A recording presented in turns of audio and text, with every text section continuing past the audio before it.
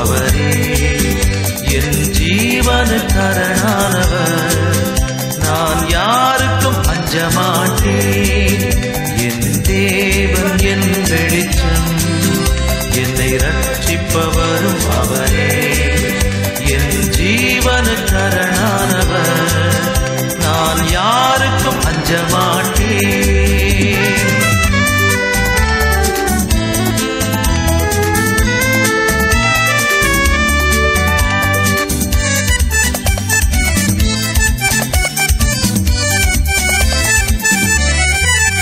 தாயும் தந்தையும் தள்ளிவிட்டாலும் அந்த இயேசுவை ஏற்றுக்கொள்வார். தாயும் தந்தையும் தள்ளிவிட்டாலும் அந்த இயேசுவை ஏற்றுக்கொள்வார். என்னை அவர் நிழலில் வைத்து காத்திடுவார். தலை மேலேற்றி என்னை உயர்த்திடுவார். என்னை அவர் நிழலில் வைத்து காத்திடுவார். தலை மேலேற்றி என்னை உயர்த்திடுவார். என் தேவன் என் வெளிச்சம், என்னை ரட்சிப்பவரும் அவரே. என் ஜீவனுக்கரணானவர். நான் யாருக்கும் அஞ்ச மாட்டேன்.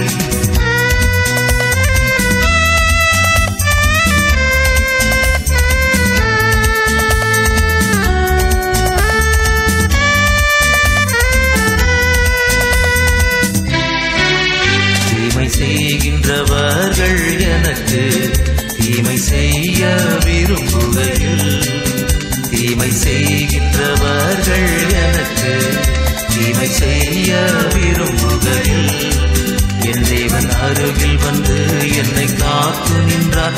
என்னை பகைத்தவர்கள் உடனே அழிந்தார்கள். என் தேவன் அருகில் வந்து என்னை காத்து நின்றார். என்னை பகைத்தவர்கள் உடனே அழிந்தார்கள். என் தேவன் என் வெளிச்சம், என்னை ரட்சிப்பவரும் அவரே. என் ஜீவனுக்கரணானவர். நான் யாருக்கும் அஞ்ச மாட்டேன். என் தேவன் என் வெளிச்சம், என்னை ரட்சிப்பவரும் அவரே. என் ஜீவனுக்கரணானவர். நான் யாருக்கும் அஞ்ச மாட்டேன். கிறிஸ்துவுக்குள் பிரியமான வேதாராய்ச்சி நேயர்களே, இந்நாட்களிலே நாம் ஆதியாகம புத்தகத்தை கற்றுக்கொண்டிருக்கிறோம். இன்று ஆதியாகமம் 34ஆம் அதிகாரத்தை கற்றுக்கொள்ளப் போகிறோம். யாக்கோபு தனது மாமனாகிய லாபானின் வீட்டிலிருந்து குடும்பத்தோடு தன் மந்தைகளோடு புறப்பட்டு வருகிறான். ஏசாவை சந்திக்கிறான். என்றாலும் ஏசாவோடு கூட செல்லாமல், நான் பின்னாலே வருகிறேன், நீ முன்னாலே போ என்று சொல்லி அனுப்பிவிடுகிறான். பதான் அராமிலிருந்து வந்த பின் கானான் தேசத்தில் இருக்கிற சாலேம் என்னும் சீகேமுடைய பட்டணத்திற்கு அருகே பட்டணத்திற்கு எதிராக கூடாரம் போட்டு தங்கிவிடுகிறான். இப்படி இவன் இங்கே சாலேமிலே தங்கியது ஒரு தவறான தீர்மானம். யாக்கோபினுடைய குடும்பத்திலே வீணான ஒரு பிரச்சனையை இங்கே விலைக்கு வாங்குகிறார்கள். யாக்கோபுக்கு லேயாள் பெற்ற மகளான தீனாள் சீகேம் என்னும் மனிதனாலே தீட்டுப்படுகிறாள். தீனாளின் சகோதரர்களான சிமியோனும் லேவியும் அந்த ஊர் மக்களை வெட்டி போடுகிறார்கள். இது நியாயப்படுத்த முடியாதது. இது யாக்கோபின் குடும்பத்திலே ஒரு கருப்பு புள்ளியை வைக்கிறது. பதாமராமை விட்டு தன் மாமனை விட்டு அவன் புறப்பட்டாலும் இன்னமும் வெகு தூரம் கடந்து செல்லவில்லை என்பதை இது காட்டுகிறது.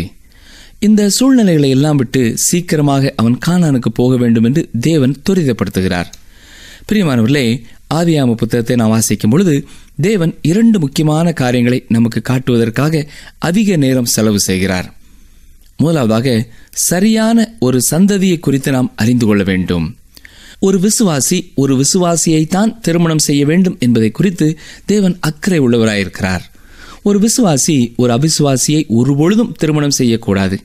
ஏனென்றால் கடவுளுக்கு பயப்படும் பயமுள்ள சந்ததி தொடர்ந்து செல்ல வேண்டியதை குறித்து தேவன் கருத்துள்ளவராய் இருக்கிறார். இரண்டாவதாக, ஒரு மனிதன் இருக்கும் சூழல் அல்லது சூழ்நிலை மிக முக்கியமானது என்பதை காட்ட விரும்புகிறார். குறிப்பாக இதை யாக்கோபின் வாழ்க்கையிலிருந்து நாம் கற்றுக்கொள்கிறோம். ஒரு பெரிய குடும்பம் அவனுக்கு இருந்தது. 12 குமாரர்களும் குமாரத்திகளும் இருந்தார்கள். இங்கே ஒரே ஒரு குமாரத்தியை குறித்து மட்டும் நாம் வாசிக்கிறோம். ஏனென்றால் இந்த சம்பவம் அவளை குறித்தது மட்டும்தான். ஆதியாகம புத்தகத்தை புரிந்து கொள்வதற்கு மற்றும் ஒரு காரியத்தையும் நாம் அறிந்து கொள்ள வேண்டும். அதாவது, குடும்பங்களிலே பிரச்சனைகள் வருகிறது. இதை கவனித்தீர்களா? ஆபிரகாமின் குடும்பத்திலேயும் பிரச்சனைகளும் வேதனைகளும் வந்தது. ஈசாக்கின் குடும்பத்திலேயும் பிரச்சனைகளும் வேதனைகளும் வந்தது. ஏனென்றால் ஈசாக்கு ஏசாவை அதிகமாக நேசித்தான், ரெபெக்காள் யாக்கோபை அதிகமாக நேசித்தாள். இது குடும்பத்திலே பிரச்சனையை உண்டு பண்ணியது. இப்பொழுது இன்னும் அதிகமான பிரச்சனைகளை குறித்து யாக்கோபுவின் குடும்பத்திலே நாம் பார்க்கிறோம். சில காலம் என்று சொல்லித்தான் சாலேமிலே யாக்கோபு கூடாரம் போட்டான். ஆனால் அங்கே மிக பெரிய வேதனையான ஒரு காரியம் நடைபெறுகிறது. சொல்லப்போனால் ஆதியாகமம் 34ஆம் அதிகாரம் மிக கவலையான ஒரு அதிகாரம். யாக்கோபினுடைய இருதயம் எவ்வளவு உடைந்திருக்கும் என்பதை சற்றே எண்ணி பாருங்கள். அங்கே வந்து தங்கியவுடன் யாக்கோபு ஒரு பலிபீடத்தை கட்டினான். அவ்வாறு அவன் செய்ததினாலே தேவனாய கர்த்தருக்கு ஒரு சாட்சியை அங்கே வைத்தான். ஏனென்றால் அவனுடைய வாழ்க்கையிலே ஒரு மாற்றம் ஏற்பட்டிருக்கிறது. இந்த வளர்ச்சியானது மெதுவான வளர்ச்சிதான். இந்த யாக்கோபினுடைய வாழ்க்கை நமக்கும் ஒரு மாதிரியாயிருக்கிறது. கிறிஸ்துவை இரட்சகராக ஏற்றுக்கொண்டவர்கள் உடனடியாக பரிபூர்ண மாற்றங்களை காண முடியவில்லையே என்று சோர்ந்து போய்விடக்கூடாது. ஒரே இரவிலே அப்படி வாழ்க்கைகள் மாறுகிறதில்லை. நம்மை குழந்தைகளாக அல்ல, நாம் முதிர்ச்சி அடைந்தவர்களாக தேவன் நம்மை தம்முடைய குடும்பத்திலே தத்தெடுத்திருக்கிறார். இப்பொழுது ஆவிக்குரிய சத்தியங்களை நாம் புரிந்து கொள்கிறோம். ஏனென்றால் பரிசுத்த ஆவியானவரே நமக்கு கற்றுக் கொடுத்து கொண்டிருக்கிறார். என்றாலும் நம்முடைய ஆவிக்குரிய வளர்ச்சியானது மெதுவான வளர்ச்சியாக இருக்கிறது. வேதத்திலே உள்ள சத்தியங்களை நாம் கற்றுக்கொள்கிறோம். என்றாலும் நம்முடைய வாழ்க்கையிலே அநேக வேளைகளிலே நாம் சீமோன் பேதுருவை போல இருக்கிறோம். தட்டு தடுமாறி விழுந்து போகிறோம். ஆனால் சீமோன் பேதுருனுடைய வாழ்க்கைக்காக ஆண்டவருக்கு நாம் நன்றி செலுத்த வேண்டும். எத்தனை முறை விழுந்து போனாலும் மீண்டும் மீண்டும் எழுந்து தூசியை தட்டி கொண்டு முன்னாலே செல்கிறவராயிருந்தார். அவருடைய வாழ்க்கையிலேயும் ஒரு நாள் வந்தது. அந்த ஆண்டவராய் இயேசு கிறிஸ்துவை போல தைரியத்தோடு சிலுவையை நோக்கி நடந்தார். அருமையான சகோதரனை, சகோதரியே, நீங்களும் நானும் நம்முடைய வாழ்க்கையிலே உணர்ந்து அறிந்து கொள்ள வேண்டிய ஒரு உண்மை என்னவென்றால், நம்முடைய ஆவிக்குரிய வாழ்க்கை மெதுவானதாக இருந்தாலும் அது தொடர்ந்து வளருகிற ஒன்றாய் இருக்க வேண்டும். நம்முடைய வாழ்க்கையிலே எப்படி நம்முடைய ஆவிக்குரிய வாழ்க்கையிலே என் வளர்ச்சி மெதுவானதாக இருக்கிறதோ அதுபோலத்தான் மற்றவருடைய வாழ்க்கையிலையும் ஆவிக்குரிய வளர்ச்சி மெதுவானதாக இருக்கும் என்பதையும் உணர்ந்து கொள்ள வேண்டும். சில வேளைகளிலே வேறு சமயத்திலிருந்து புதிதாக இயேசு கிறிஸ்துவை இரட்சகராக ஏற்றுக்கொண்டு வந்த பெற்றோர் தங்கள் பிள்ளைகளுடைய வாழ்க்கையிலே பெரிய மாற்றத்தை எதிர்பார்ப்பார்கள். இல்லை பிரியமானவர்களே, பெற்றோராகிய உங்களுடைய வாழ்க்கையின் குணநலன்தான் அதிகமாக பிள்ளைகளுடைய வாழ்க்கையிலே இருக்கும். அவர்களும் கர்த்தரை அறிய அறிய நிச்சயமாய் அவர்களுடைய வாழ்க்கையிலேயும் ஒரு வளர்ச்சி, ஒரு முதிர்ச்சி காணப்படும். எனவே நீங்கள் சோர்ந்து போகக்கூடாது. ஆதியாகம புத்தகத்தை எடுத்துக்கொள்வோம் என்றால் 3 அதிகாரங்கள் மிக இனிமையான அதிகாரங்கள் அல்ல என்று சொல்லலாம். இவை எல்லாமே லேயாளின் பிள்ளைகளை குறித்ததாகவே இருக்கிறது. லேயாள் லாபானின் மூத்த மகள். தேவனுடைய திட்டப்படி தேவன் பலதார மனத்தை ஏற்றுக்கொள்கிறவர் அல்ல. பல பெண்களை திருமணம் செய்ய வேண்டிய சூழ்நிலை யாக்கோபின் மேலே புகுத்தப்பட்டது. அவன் கட்டாயப்படுத்தப்பட்டான். என்றாலும் அவனும் அதற்கு ஒத்துக்கொண்டு விட்டான். இப்பொழுது நாம் பார்க்க போகிற ஆதியாகமம் 34ஆம் அதிகாரத்திலே லேயாளின் பிள்ளைகள் பாவத்திலே விழுந்து போகிறார்கள். லேயாளுக்கு மொத்தம் 6 குமாரர்கள் இருந்தார்கள். இந்த அதிகாரத்திலே சிமியோனை குறித்தும் லேவியை குறித்தும் வாசிக்கிறோம். 35வது அதிகாரத்திலே மூத்த குமாரனாகிய ரூபனை குறித்து நாம் வாசிக்க போகிறோம். 38வது அதிகாரத்திலே யூதாவின் தவறை குறித்து நாம் பார்க்க போகிறோம்.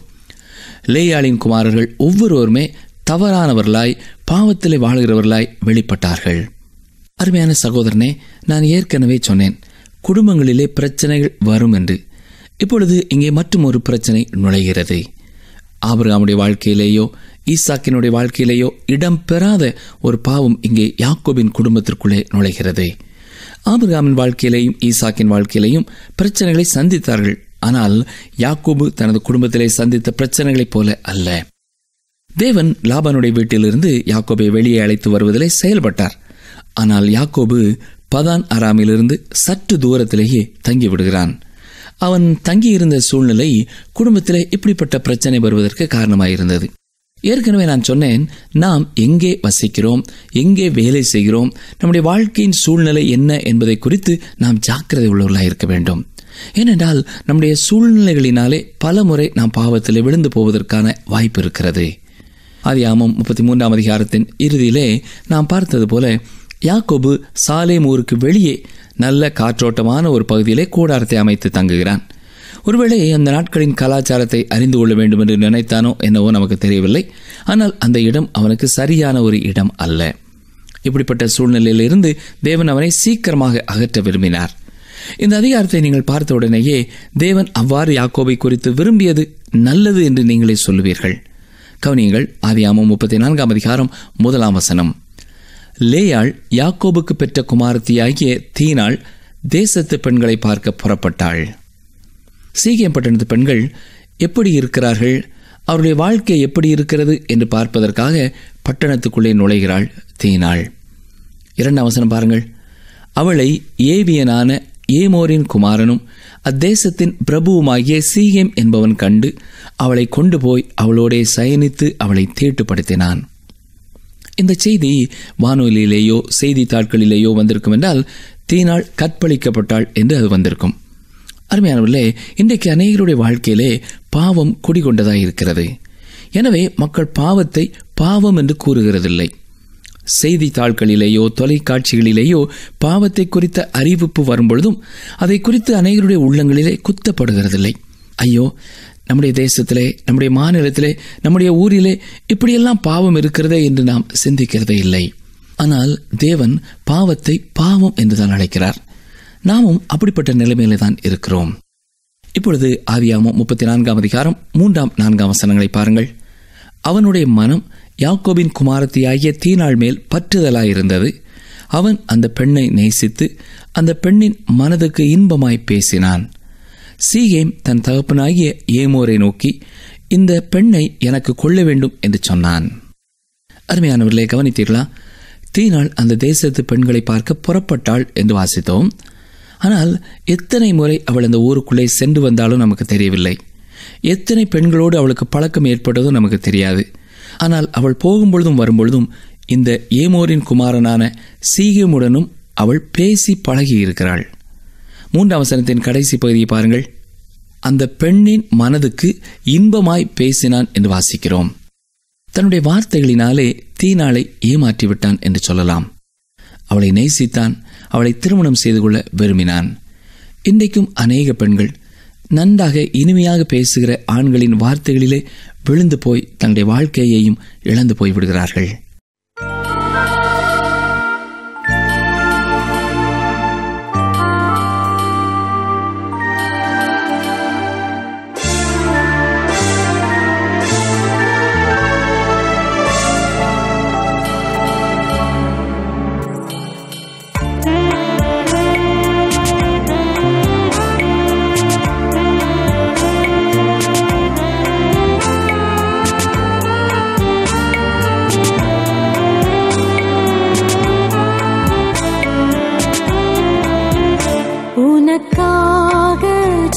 தந்து உன்னை தான் அழைக்கிறார். உனக்காக ஜீவன் தந்து உன்னை தான் அழைக்கிறார். கொடும் வேதனை அனுபவித்தார் உந்தன் வாழ்க்கையை மாற்றிடவே. கொடும் வேதனை அனுபவித்தார் உந்தன் வாழ்க்கையை மாற்றிடவே.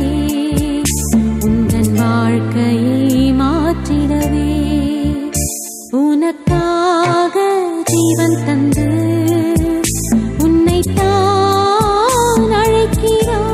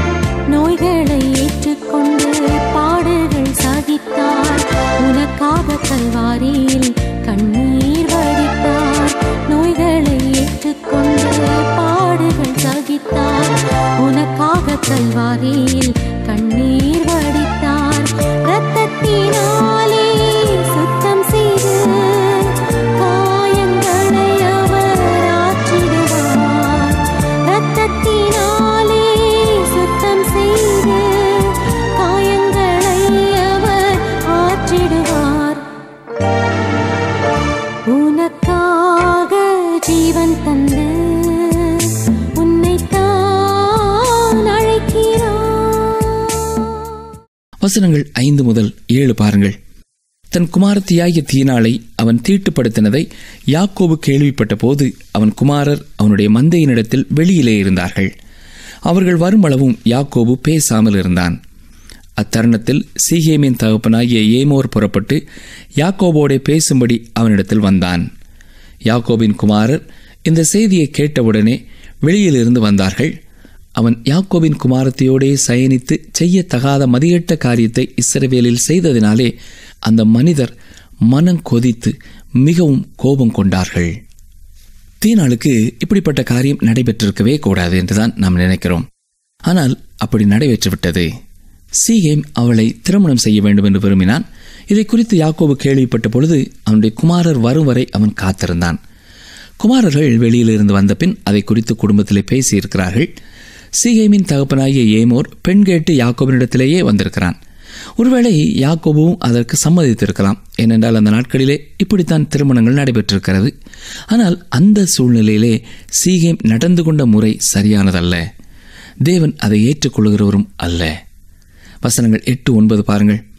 ஏமோர் அவர்களோட பேசி, என் குமாரனாகிய சீகேமின் மனது உங்கள் குமாரத்தின் மேல் பற்றுதலாயிருக்கிறது. அவளை அவனுக்கு மனைவியாக கொடுங்கள். நீங்கள் எங்களோட சம்பந்தம் கலந்து உங்கள் குமாரத்திகளை எங்களுக்கு கொடுத்து எங்கள் குமாரத்திகளை உங்களுக்கு கொண்டு. தேவனை அறியாத மக்களோடு திருமணம் செய்வது தவறுதான். ஆனால் இந்த சூழ்நிலையை பார்க்கும் பொழுது தீனாள் சீகேமுக்கு கொடுக்கப்பட்டிருந்தால் கூட அதிகமான பாவங்கள் பெருகியிருக்காது. என்றாலும் தேவனுடைய பார்வையிலே எல்லா பாவங்களும் பாவங்கள் தான். வசனங்கள் 10 முதல் 12 பாருங்கள். எங்களோட வாசம் பண்ணுங்கள், தேசம் உங்கள் முன்பாக இருக்கிறது. இதிலே குடியிருந்து வியாபாரம் பண்ணி பொருள் சம்பாதித்து அதை கையாண்டு கொண்டிருங்கள் என்றான். சீகேமும் அவள் தகப்பனையும் அவள் சகோதரரையும் நோக்கி, உங்கள் கண்களில் எனக்கு தயவு கிடைக்க வேண்டும். நீங்கள் என்னிடத்தில் எதை கேட்டாலும் தருகிறேன். பரிசமும் வெகுமதியும் நீங்கள் எவ்வளவு கேட்டாலும் உங்கள் சொற்படி தருகிறேன். அந்த பெண்ணை மாத்திரம் எனக்கு மனைவியாக கொடுக்க வேண்டும் என்றான். அருமையானவர்களே, இந்த சூழ்நிலை எல்லாமே நமக்கு எதை சொல்லுகிறது? சீக்கிரமாக யாக்கோபு இந்த இடத்தை விட்டு புறப்பட்டு போக வேண்டும். இது அவன் தங்கி தாவரிக்கக்கூடிய ஒரு இடம் அல்ல. மக்களோடு திருமண உறவிலே கலந்து கொள்ளும் சூழ்நிலையும் அல்ல. வசனம் 13 பாருங்கள். அப்பொழுது யாக்கோபின் குமாரர் தங்கள் சகோதரியாகிய தீனாளை சீகேம் என்பவன் தீட்டுப்படுத்தினபடியால் அவனுக்கும் அவன் தகப்பனாகிய ஏமோருக்கும் வஞ்சகமான மறுமொழியாக.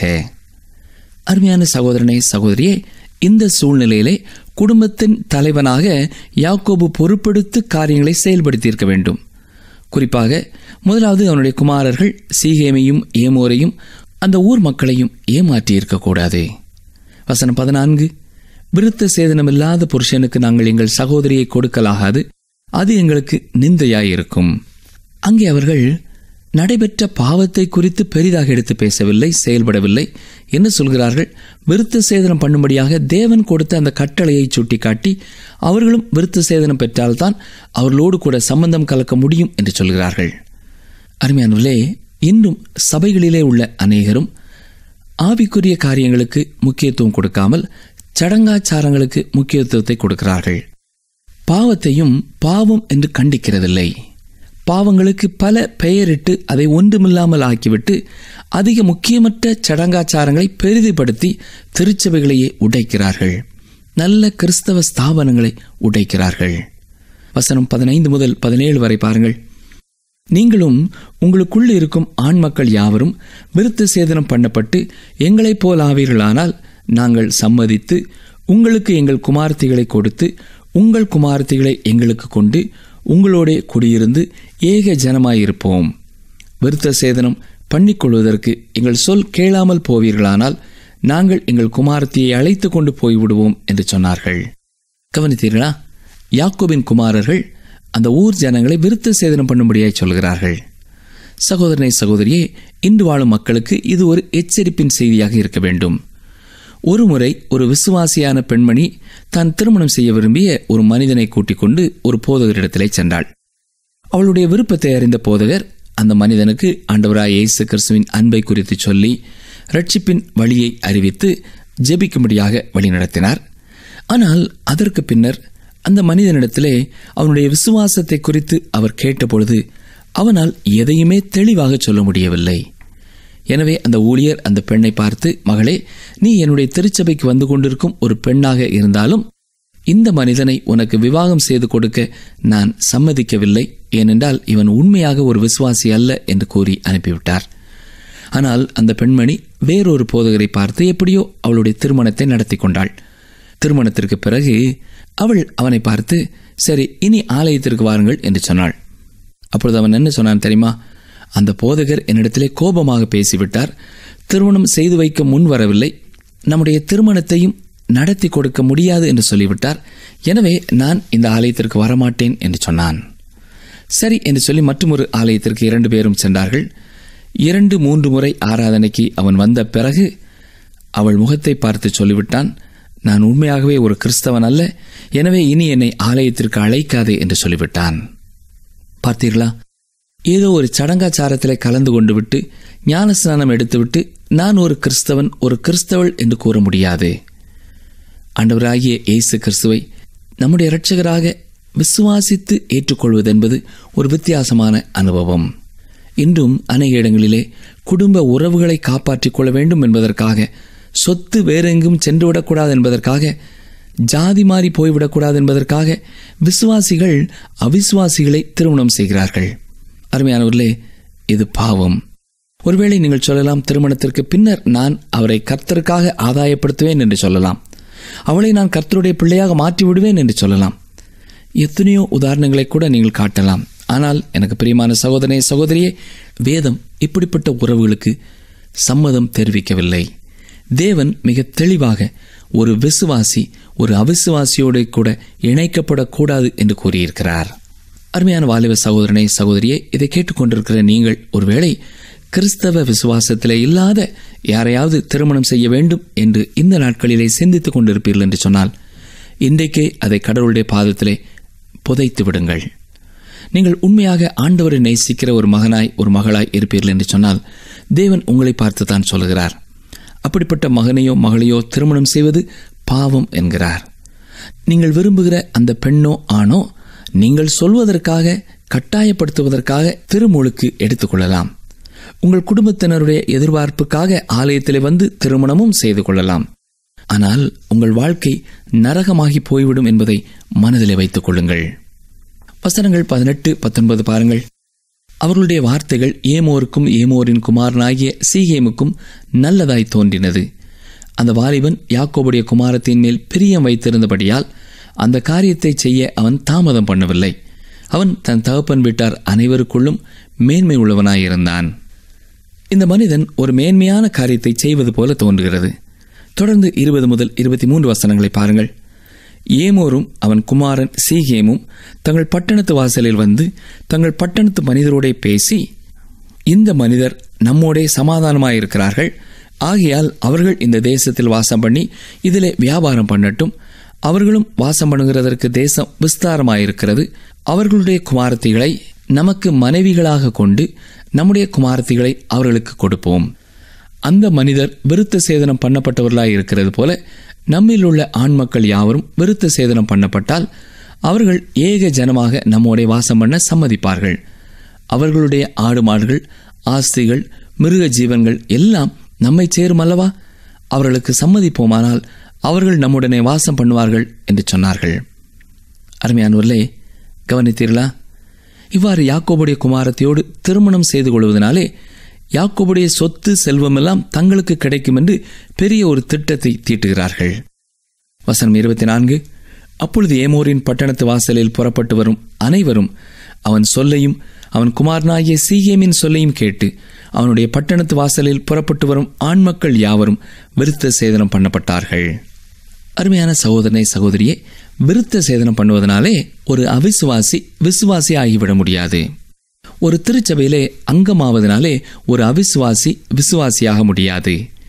உண்மையாகவே உங்களுடைய இருதயத்திலே நீங்கள் மறுபிறப்பு அடையாமல் திருமுழுக்கு பெற்றாலும் ஞான ஸ்நானத்தை எடுத்துக்கொண்டாலும் அது அத்தனையுமே போலியான பழக்க வழக்கமாகத்தான் இருக்குமே ஒழிய உண்மையாக நீங்கள் கிறிஸ்துவின் குடும்பத்தின் அங்கத்தினராக முடியாது. ஒருவேளை இந்த நிகழ்ச்சியை நீங்கள் பல மாதங்களாய் பல வருடங்களாய் கூட கேட்டுக்கொண்டிருக்கலாம். உங்கள் இருதயத்திலே இயேசு கிறிஸ்து உங்களுடைய பாவத்திற்கான தண்டனையை ஏற்றுக்கொண்டார் என்பதை விசுவாசித்து அவர் மூலமாக மட்டுமே நீங்கள் பரலோகம் செல்ல முடியும் என்பதை நம்புவீர்கள் என்று சொன்னால் நீங்கள் ஆண்டவருடைய பிள்ளைகளாயிருக்கிறீர்கள்.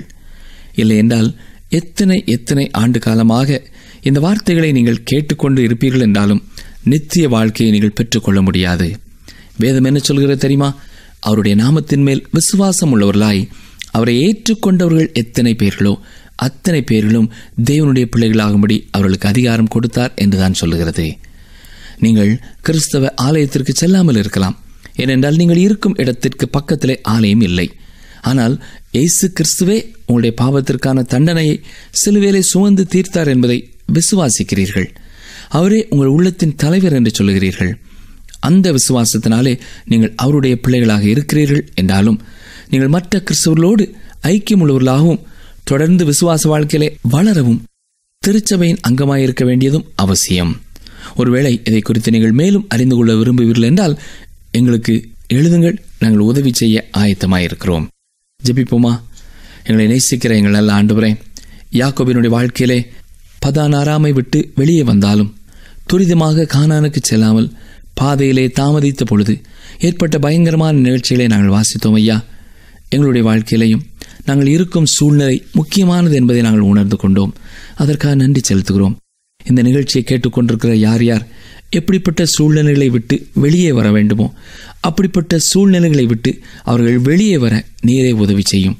ஒருவேளை அதற்காக அவர்கள் தங்கள் வேலையையே மாற்ற வேண்டியது இருக்கலாம், அல்லது எத்தனையோ ஆண்டு காலமாய் வாழ்ந்த வீட்டை மாற்ற வேண்டியது இருக்கலாம். கர்த்தாவே, உம்முடைய சித்தத்தின் மையத்திலே உம்முடைய பிள்ளைகளாக வாழும்படி ஏற்ற சூழ்நிலைகளை கர்த்தர்தாமே அவர்களுக்கு கொடுக்க வேண்டும் என்று கெஞ்சுகிறோம். இந்த நிகழ்ச்சியை கேட்டுக்கொண்டிருக்கிற எந்த ஒரு குடும்பத்திலேயும் விசுவாசிகள் அவிசுவாசிகளோடு சம்பந்தம் கலந்து விடாதபடி கர்த்தர்தாமே காத்து ரட்சிக்க வேண்டும் என்று கெஞ்சுகிறோம். தவறான தீர்மானங்களை செய்த வாலிப உள்ளங்களை நீரே தடுத்து நிறுத்தி உம்முடைய சிறந்த வழிகளை அவர்களுக்கு காட்ட வேண்டும் என்று ஜெபிக்கிறோம். இயேசு கிறிஸ்துவின் இன்ப நாமத்தினாலே மனத்தாழ்மையோடு வேண்டிக் கொள்கிறோம் பிதாவே, ஆமென். இந்த நிகழ்ச்சி உங்களுக்கு பிடிச்சிருக்கா? அப்ப இப்பவே மிஸ்டர் கால் கொடுங்க. பரிசு வெல்றது நீங்களாவும் இருக்கலாம்.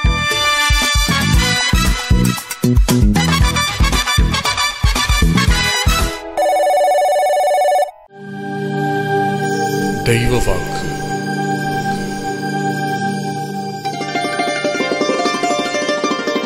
கர்த்தருக்கு பயப்படுகிற பயம் உங்களிடத்தில் இருக்க கடவது. எச்சரிக்கையாயிருந்து காரியத்தை நடத்துங்கள். 2 நாளாகமம் 19:7.